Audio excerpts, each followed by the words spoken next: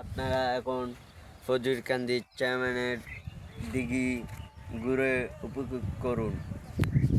দেখতে পাচ্ছেন আমার পিছে একটি চেয়ারম্যানের বাড়ির পিছনে দিঘি, একটি বেল গাছ।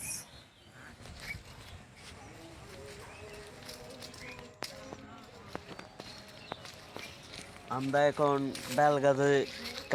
বেল গাছে লাড়ো আসছি। এখন আপনারা একে দেখে যাবেন।